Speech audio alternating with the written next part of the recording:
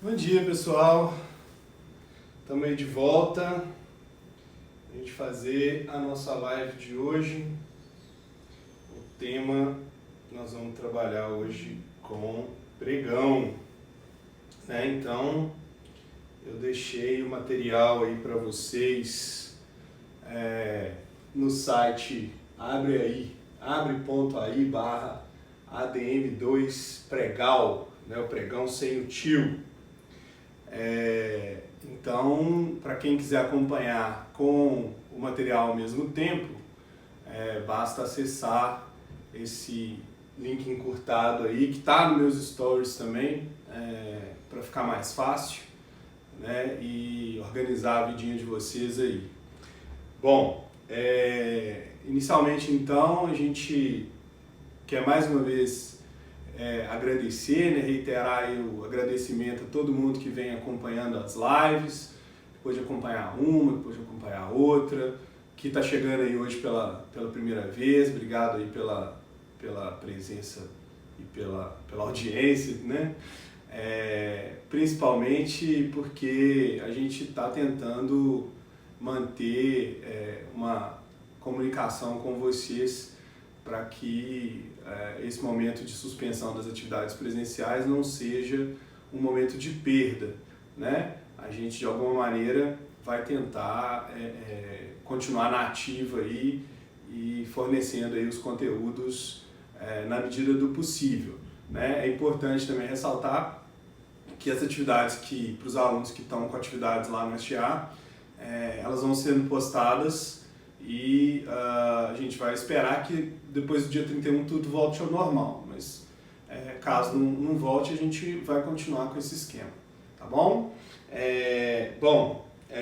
O tema hoje é pregão e nós vamos trabalhar toda a sistemática dessa modalidade de licitação nessa live que eu preparei para vocês hoje.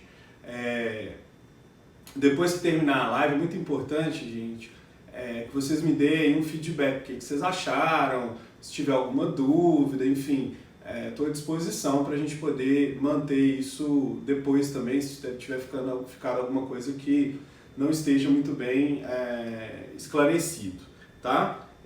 Fiquem à vontade aí para fazer os contatos, para trabalhar, para colocar para mim, para expor para mim o que tiver de dúvida, e mesmo fazer crítica, fazer comentário, o que for necessário, tá bom? Então vamos começar? Olha aí, a lei do pregão é a lei 10.520 do ano de 2002, e aqui embaixo eu coloquei algumas referências aí que podem nos ajudar a acompanhar a lei. Primeiro, essa lei ela entrou como uma espécie de teste válida apenas para a Anatel, para a Agência Nacional de Telecomunicações.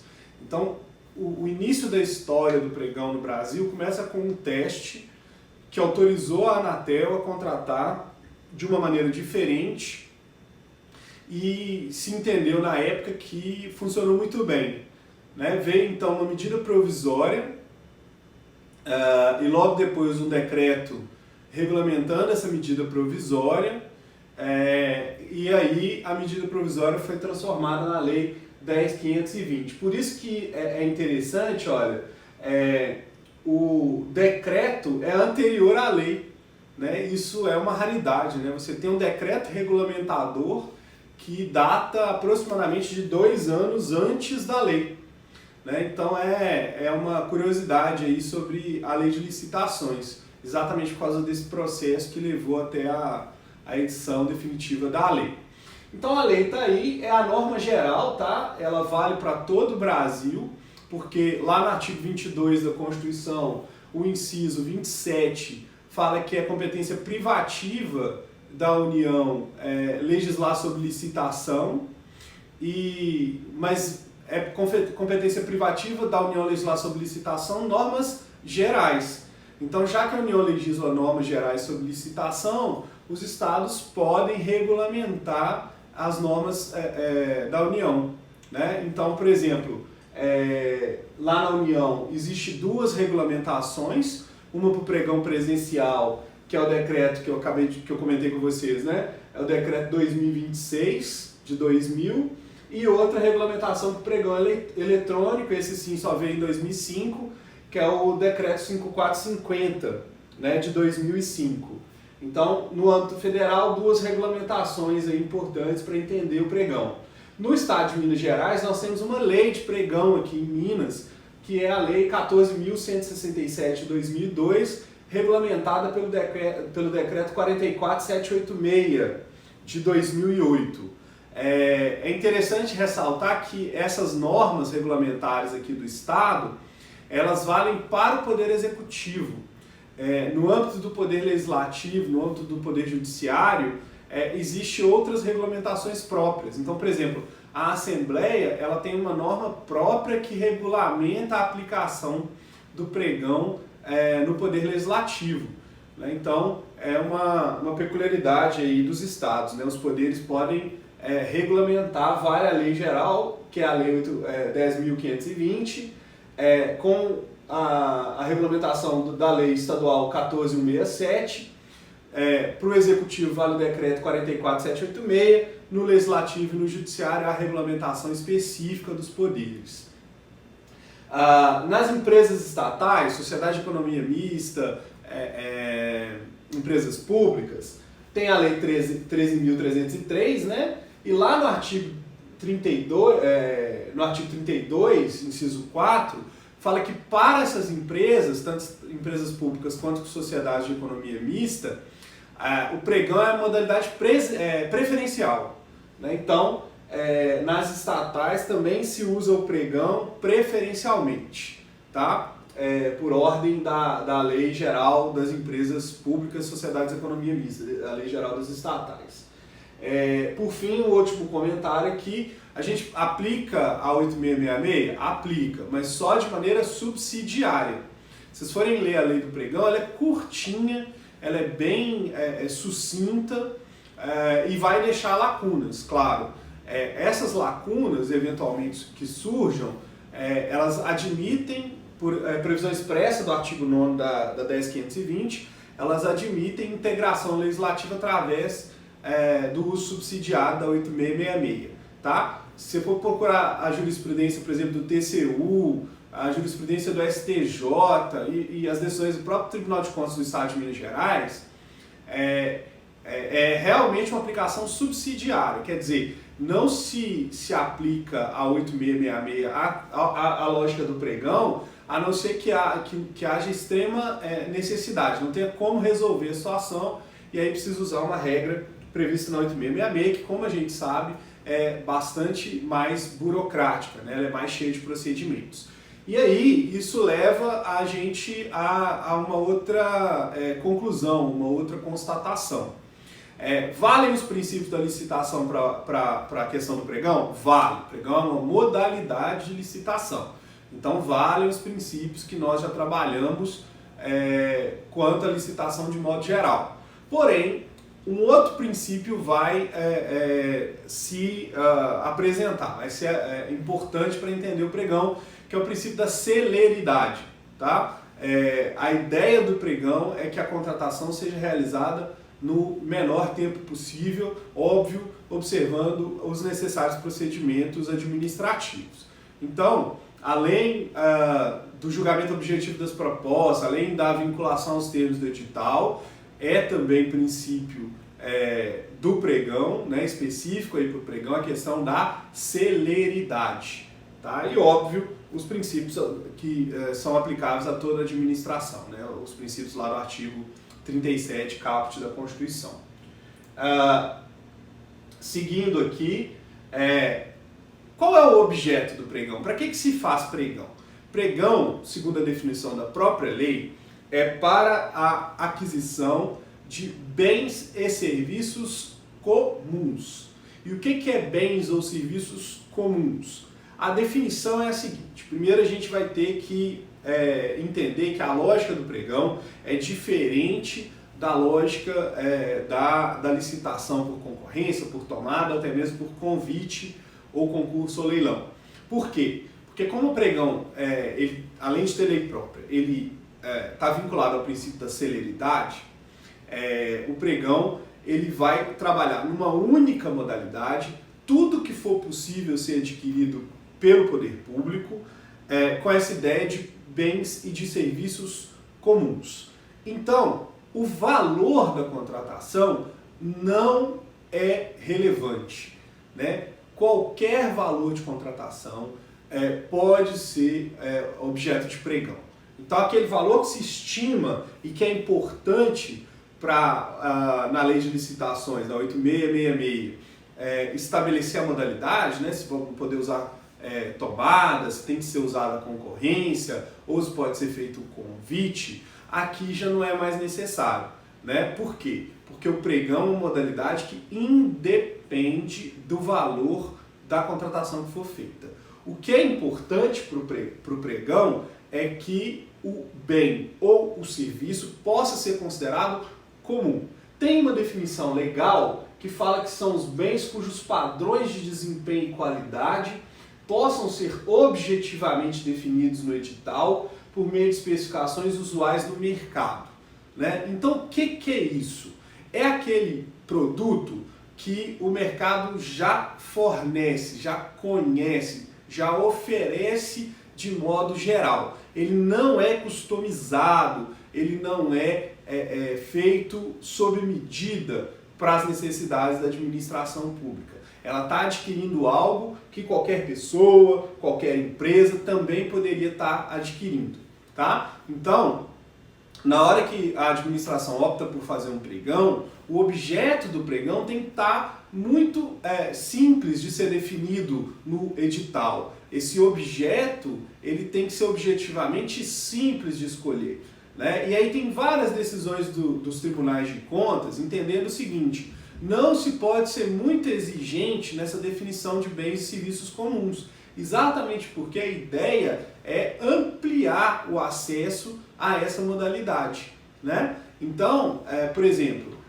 alguns casos, a gente pega serviços, o TCU no início ele entendia, gente, que serviços de engenharia não podia, obra não podia, vários não podias. E aí o TCU aos poucos foi revendo essa interpretação e passou a entender o seguinte: se o mercado tem como oferecer, por mais que o objeto possa até ser complexo, mas que não exige um refinamento, não exige uma especificação que leve ao que eu estou chamando de customização ou algo muito específico, né, moldado para aquela necessidade, ele pode ser objeto de pregão, né? Então vamos ter o pregão sendo universalizado aí, o máximo possível, né? Então aqui ó, a súmula 257 do TCU hoje é que rege essa questão da contratação via pregão de serviços de engenharia, né? Então é possível que bens um pouco mais sofisticados possam ser objeto de contratação via pregão, né? Essa ideia do comum está muito mais ligada à facilidade de encontrar isso no mercado e à objetividade de se poder definir isso num edital de modo que o mercado possa responder à demanda da administração, do que a complexidade em si do objeto como um todo, tá? Outra coisa, obra ainda não é possível se contratar via pregão. Muito embora, por exemplo, vamos pensar num serviço que envolva a manutenção de um imóvel, né? A fronteira entre o que é um serviço de manutenção e o que é uma pequena obra é muito, muito pequenininha, né? Então é muito tênue essa diferença. Então a tendência que a gente vê na jurisprudência, principalmente no Tribunal de Contas da União, pessoal, é admitir, tá? Se puder ser classificado como serviço. Mesmo que de engenharia. Lembrar sempre aí da súmula 257, anota aí, ela é importante para que vocês possam entender a definição do objeto. Outra coisa importante, está aqui embaixo, é a economicidade, né? Na hora de definir o objeto, é importante que a economicidade da compra seja levada em conta, né? Nós estamos falando de uma modalidade que não tem limite de preço. Então a aquisição, a contratação tem que levar em conta os aspectos econômicos.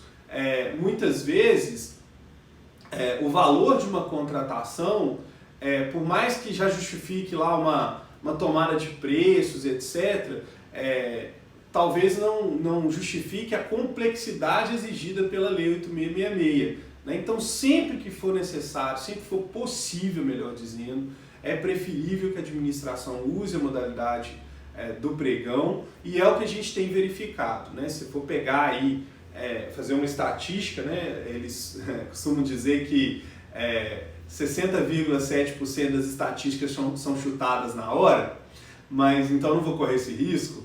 Se a gente fizer uma estatística, se houver essa estatística, certamente um grande número, muito grande mesmo, das licitações públicas hoje são realizadas através do pregão, tá? E cada vez mais através do pregão na modalidade eletrônica, né? Então uma alternativa que a administração encontrou que parece bastante produtiva para fazer as aquisições necessárias, tá bom? Vamos lá, então, para a próxima próxima apresentação aqui. Como é que funciona o procedimento? Lá na licitação da Lei 8666, nós trabalhamos duas fases, né? Duas grandes fases, ou dois grandes momentos. A fase interna e a fase externa da licitação. No pregão, vai acontecer a mesma coisa. Tem uma primeira fase interna, que é chamada de fase preparatória. Então, a primeira fase do pregão, ela tem um nome próprio, está lá no artigo 3º, são 4 incisos do artigo 3º, é a chamada fase preparatória. Essa fase preparatória, ela não tem muita diferença da fase preparatória de uma concorrência, ou de uma tomada de preços, ou de um convite. Aí a ideia é o quê? Definir o objeto de maneira bastante objetiva, fazer então as especificações necessárias para a contratação, tudo aquilo que for necessário para que o contrato funcione, para que a aquisição seja de sucesso, né, tenha sucesso, e mais, avaliar o preço, o valor que o mercado cobra por aquele bem ou aquele serviço. Então, o objetivo da fase interna, tanto na Lei 8666 quanto na Lei do Pregão, é o mesmo, tá? Qual que é a diferença? Lá na licitação via Lei 8666, nós temos a possibilidade do projeto básico e do projeto executivo, né? Aqui não. Aqui o que vai ser preparado é o chamado termo de referência. O termo de referência no pregão ele vai substituir tanto o projeto básico quanto o projeto executivo, tá? Então o que a gente tem lá é um outro documento chamado termo de referência, e esse termo de referência ele vai reunir todas essas informações. Quando ele chega, por exemplo, lá na procuradoria do órgão para montar a minuta de contrato ou para fazer a análise jurídica do edital, o termo de referência tem todas as informações necessárias para fazer essa conferência. Se aquilo que foi parar no edital é exatamente aquilo que a administração planejou adquirir. Então lá vai ter informação do objeto, as definições necessárias, as condições para contratação, o que a empresa precisa apresentar. Por exemplo, se precisa apresentar uma amostra do produto, né? Como é que vai funcionar isso? Então, todas essas disposições, elas vão estar na fase preparatória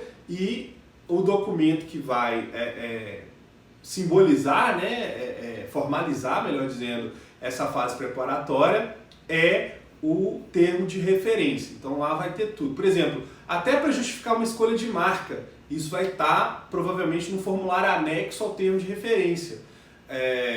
Muitas vezes, em razão da necessidade de padronização do objeto, é possível que a administração escolha, defina, pré-determine uma marca Digamos assim, vou dar um exemplo para isso ficar mais claro para vocês. Olha, digamos que a administração tem uma frota de determinado carro, né? Digamos que tem lá uma frota de saveiros na administração pública para atender determinada necessidade. E aí ela precisa ampliar essa frota. E digamos que ou o edital anterior já venceu ou a necessidade da administração ultrapassa os 25% de acréscimo que é possível numa contratação.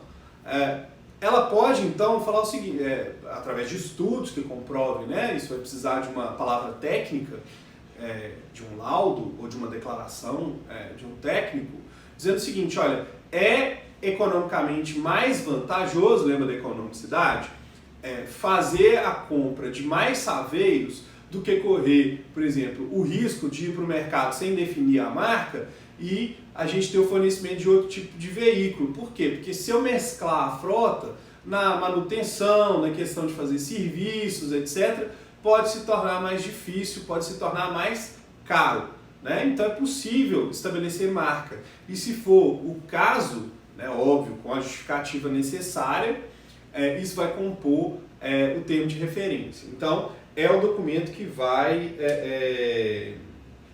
trazer para nós aí toda a estrutura da contratação e que vai servir de base para a formulação do edital. Outra questão importante, ligada aí à fase interna da licitação, do pregão, perdão. Licitação, né? Mas não é modalidade pregão. A questão do pregoeiro e da equipe de apoio. Lá na Lei 8666, a licitação é feita por uma comissão permanente de licitação, né, composta aí, de servidores, com todas aquelas preferências que a Lei 8666 exige. Tudo bem. No pregão, não é a comissão permanente de licitação que vai... Obrigado pelas palavras, viu, Débora? Obrigado mesmo, carinho. Não é a comissão de licitação que vai tocar, digamos assim, o pregão, que vai coordenar o pregão. Existe uma figura nova, que é o pregoeiro. E o pregoeiro é que toma de maneira singular, de maneira unipessoal, todas as decisões do pregão. Tá? Não existe uma comissão de pregão, é só o pregoeiro responsável por tomar a decisão. Só que ao lado do pregoeiro funciona, né, junto com ele, uma equipe de apoio.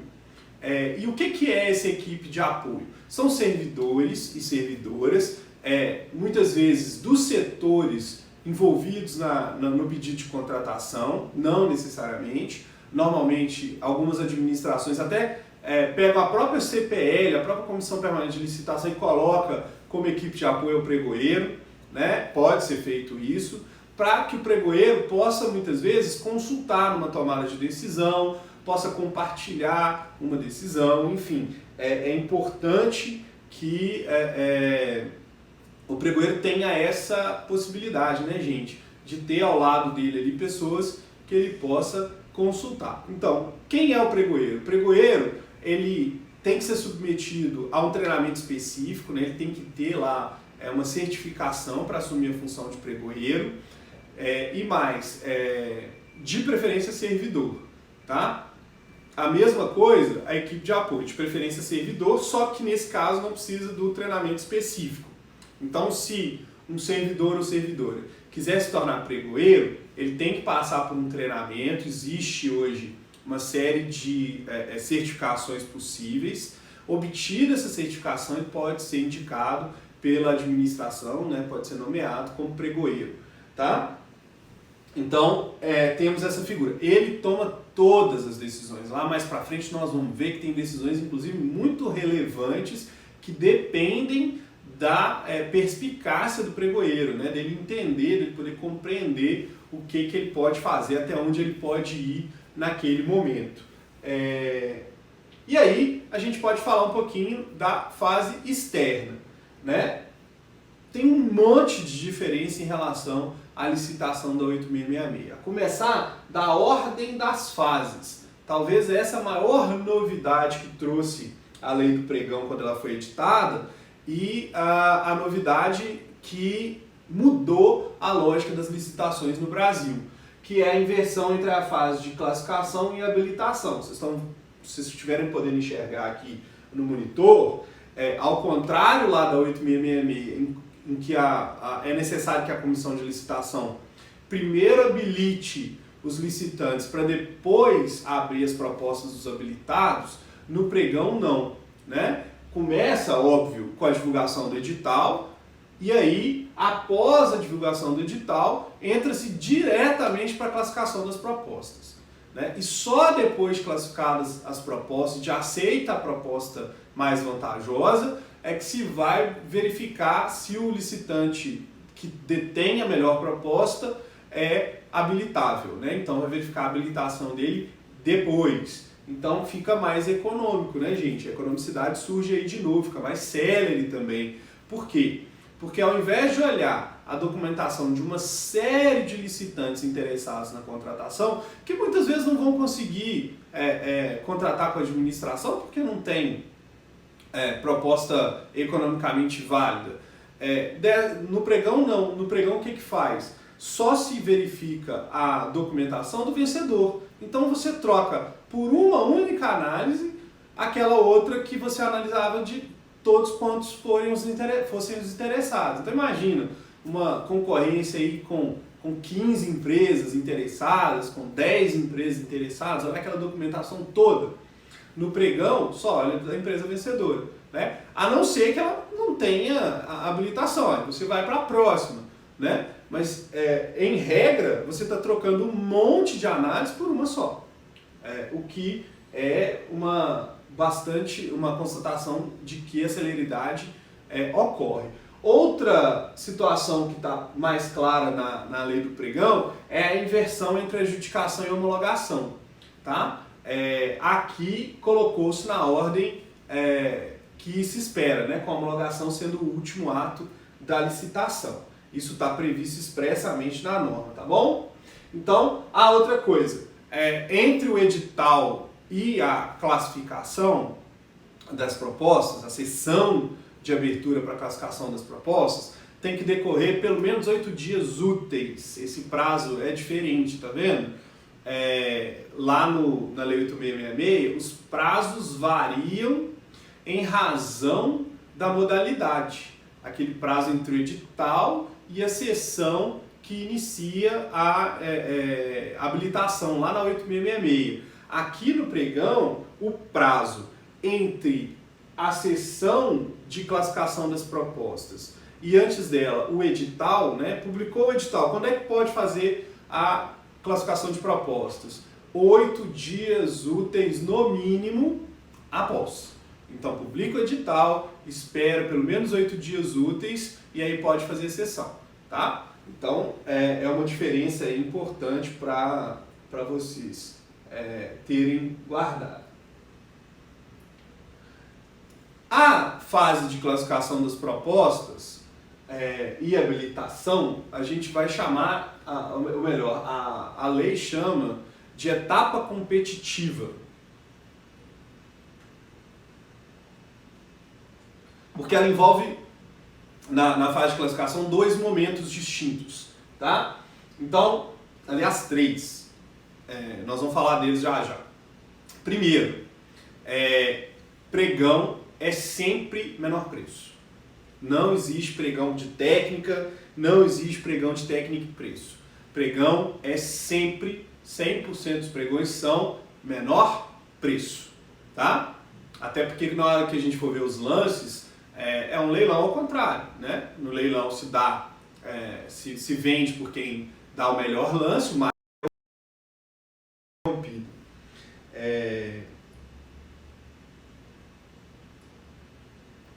Se picar aí é porque meu pai está tentando me ligar, acho que ele não entendeu.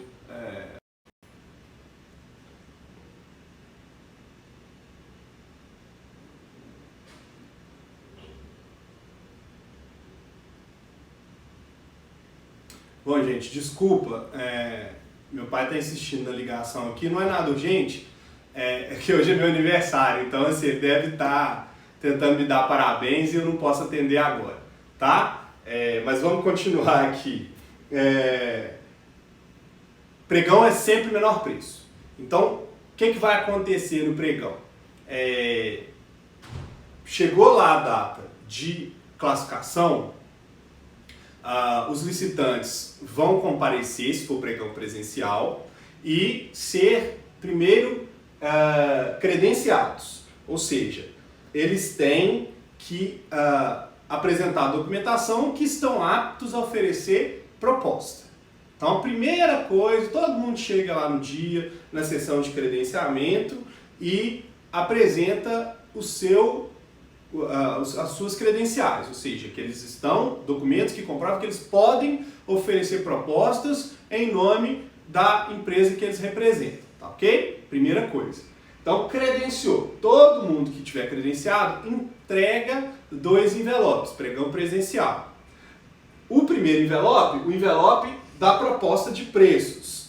O segundo envelope, o envelope da documentação de habilitação. Então entregou os 2 envelopes. Todo mundo que foi credenciado entregou lá 2 envelopes. Como é que isso funciona no pregão eletrônico? Existe uma chave que só é acessável pelos credenciados. Então ele vai acessar o site do pregão, ele vai apresentar as credenciais que permitem que ele faça a proposta e aí ele recebe uma senha que permite que ele entre no ambiente da sessão competitiva, tá? Então, no físico, ele chega lá, apresenta o documento e entrega os envelopes. No eletrônico, ele recebe lá a senha de entrada, né, a chave de acesso e entra no ambiente de apresentação de proposta, tá? E aí o que vai acontecer? No presencial vai abrir lá os envelopes da proposta de preços e vai colocar eles na ordem do menor preço para o maior preço. E aí vai abrir uma segunda fase dentro da mesma etapa, que é a etapa de lances. Quem é que pode dar lance? O autor da menor proposta e aqueles que tiverem propostas até 10% superiores a ele. Então, digamos, o autor da menor proposta tem uma proposta lá de R$200 mil. Pode participar dos lances todos os outros que tiverem apresentado propostas nos envelopes até 220 mil, né? 10% a mais. O que a lei pede é que haja no mínimo 3. Então, se não tiver 3 nesse intervalo até 10%, pega mais, mesmo que tenha ultrapassado o intervalo de 10%, habilita outros para participar dessa etapa competitiva, até o limite de 3.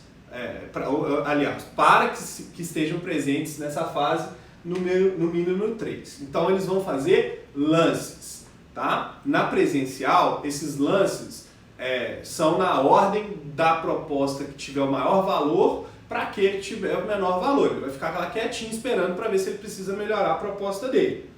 Então, começa lá, né? No meu exemplo, o sujeito entregou um envelope que a proposta estava em R$200 mil.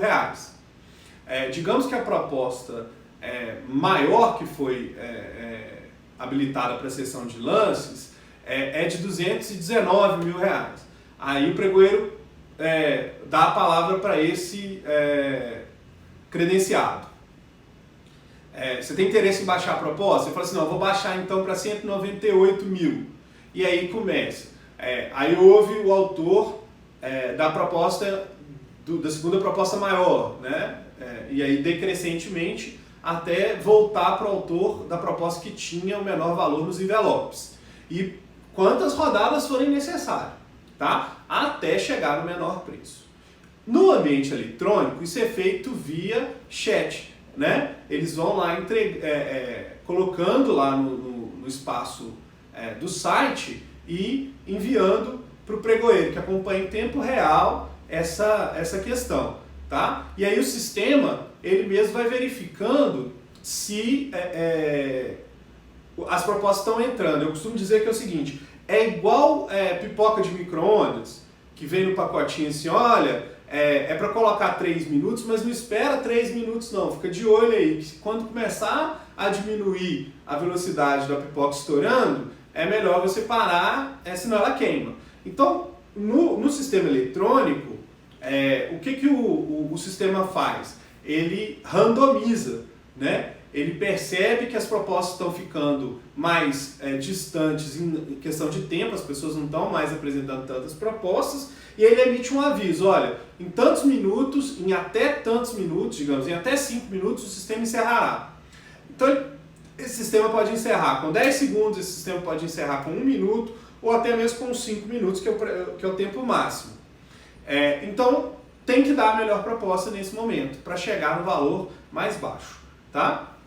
Então vale para o presencial, o pregoeiro também tem que ficar de olho, ó, já não está dando mais proposta, vamos encerrar. E vale para o eletrônico.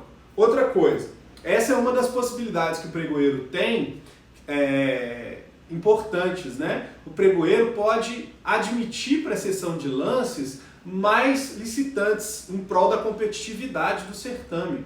Então, muitas vezes, ele resolve deixar passar o limite dos 10%, para que mais lances possam ser feitos, né? Porque, por exemplo, qual que é a razão de eu desclassificar uma proposta de R$222 mil, sendo que eu classifiquei todas que estavam abaixo de 220 mil, né? Não tem muita razão para isso. Então, o pregoeiro ele pode... Obrigado, Ludinha, por fazer propaganda. Chama todo mundo é bem-vindo. Então, gente... o pregoeiro tem essa possibilidade, né, de trazer para a sessão de lances mais interessados, exatamente para a etapa competitiva ficar economicamente mais relevante, tá, para todo mundo, beleza? Então, fechou no menor lance, encerrou lá a etapa de lances, presencial ou eletrônica, o que tem que ser feito? Bom, o pregoeiro ainda pode negociar um preço menor, né? Digamos que ele olha lá no termo de referência e o valor de referência foi superado por pouco, né? Sei lá, por questão de poucos mil reais aí, se conseguir uma proposta menor do que o valor de referência. Aí ele fala assim, pô, meu valor de referência é uma média, dá para diminuir mais um pouquinho aí e tudo, né? Então o pregão tem essa possibilidade de conseguir mesmo chegar na proposta de valor mais baixo, né? Então ele ainda pode negociar com o licitante detentor da proposta de menor preço para abaixar mais ainda. Ok. E agora? Ele vai analisar a aceitabilidade da proposta. Então, ele fez a sessão de lance, ele encerrou a sessão de lances, se for necessário, ele negociou com o autor do menor lance, e aí ele vai verificar, olha, está aceitável essa proposta? Muitos editais trazem esse critério de maneira objetiva. Ó, só é aceitável a proposta que esteja no intervalo de até X% em relação ao valor de referência. Aí o pregoeiro verifica, olha, eu consegui ultrapassar para mais baixo esse valor, não, pelos lances que foram dados, não me parece que vai fracassar a contratação, então a proposta é aceitável. Então ele vai declarar que a proposta é aceitável, certo? É um ato formal e importante do pregoeiro. Declarou que é aceitável. E se ele entender que não é aceitável, né? Nesse caso, ele pode incentivar que outros licitantes cubram essa proposta. Ele volta para os lances, tá? Então ele só vai fechar isso aí quando encontrar uma proposta aceitável. Ou então ele encerra a licitação fracassada, tá? A proposta tem que ser aceitável, beleza?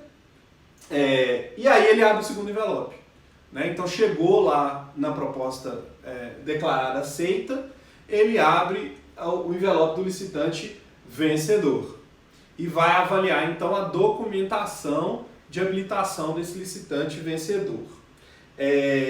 Outra coisa, vamos pensar assim, ó, como é que isso funciona no eletrônico? Ele encerra e aí cadê o outro envelope?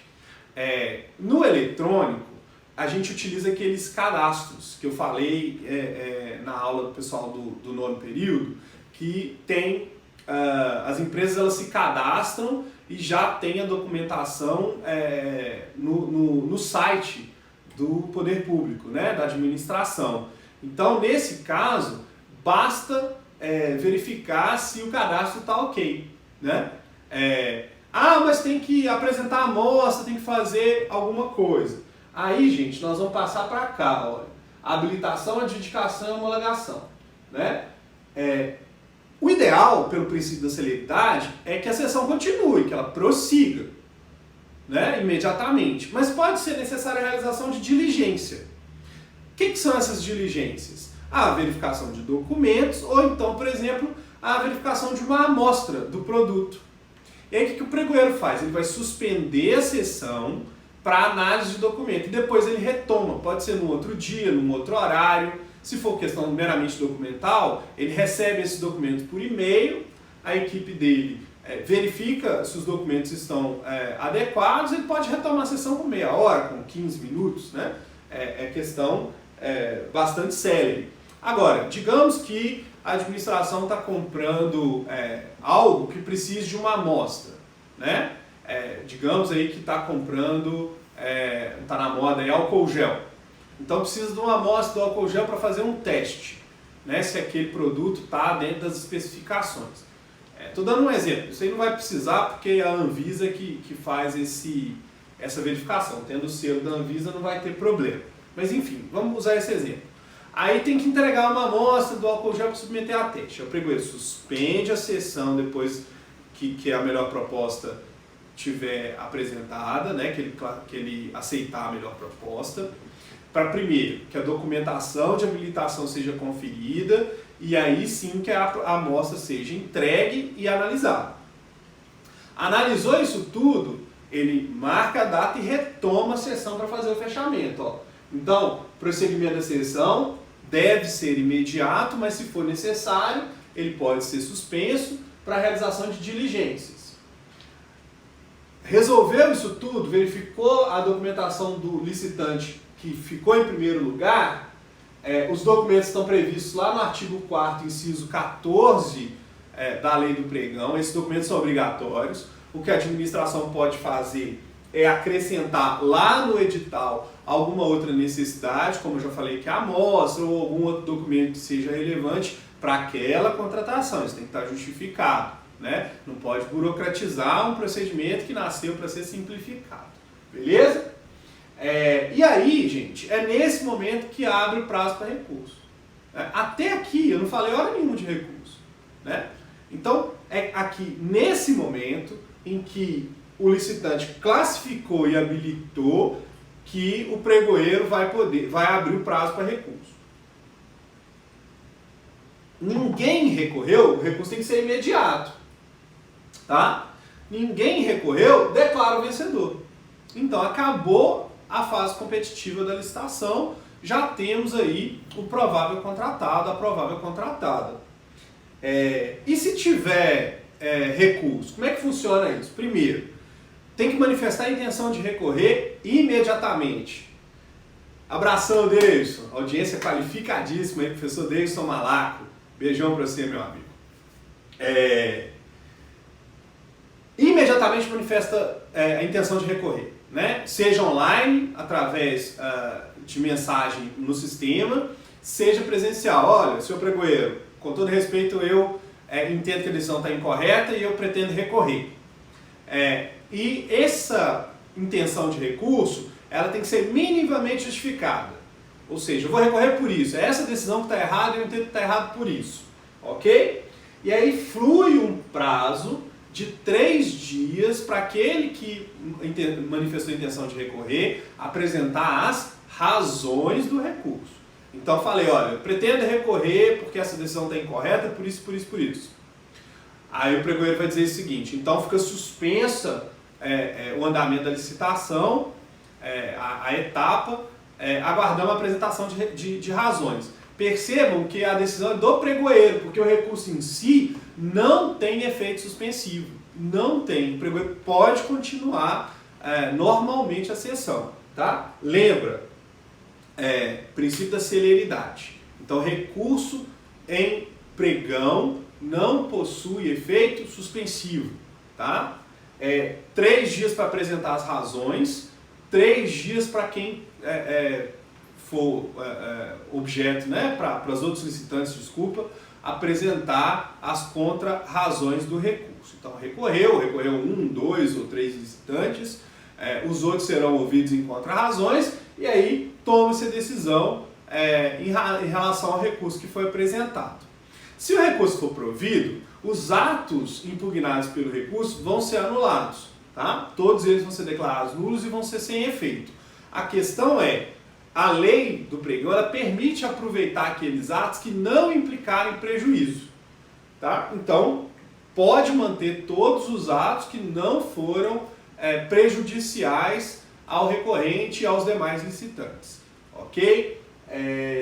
Mas e se não tiver recurso ou depois dessa fase de recurso? Aí temos o licitante vencedor, se o recurso foi provido, aproveita os atos que forem possíveis, né? E aí passando para as últimas 2 fases, a adjudicação do objeto e a homologação da licitação. A doutrina vai dizer que o pregoeiro ele pode inclusive adjudicar, tá? Eu discordo disso. A adjudicação e a homologação são atos de autoridade responsável pela administração. Então, tanto a adjudicação quanto a homologação, no meu entendimento, eles têm que ser feitos pela autoridade responsável por aquela contratação. Digamos, o diretor de uma autarquia, o superintendente de um instituto, a autoridade que possa, então, decidir sobre a compra. Ok? Tanto para adjudicar quanto para homologar. Só lembrando, qual que é a diferença entre a adjudicação e homologação? É simples. A adjudicação é a declaração de que aquele licitante declarado vencedor e somente aquele tem o direito à contratação pelo poder público, né? Então, com o ato de adjudicação, ele passa a ser exclusivamente detentor do direito de contratação, de firmar o que a gente chama de contrato administrativo. Então essa é a importância e definição de adjudicação. E a homologação? Homologação é a verificação da legalidade do procedimento administrativo de compra, né, de licitação, como um todo. Então a autoridade competente vai avaliar o processo desde o termo de referência, passando pela sessão de classificação, pela habilitação da proposta vencedora, até o ato final de aceitação do pregoeiro, ok? De declaração do vencedor. Estando tudo ok, estando tudo dentro da legalidade, homologa-se a licitação e aí está tudo pronto para firmar-se o contrato administrativo. Lembrando, pode ser que não gere contrato administrativo.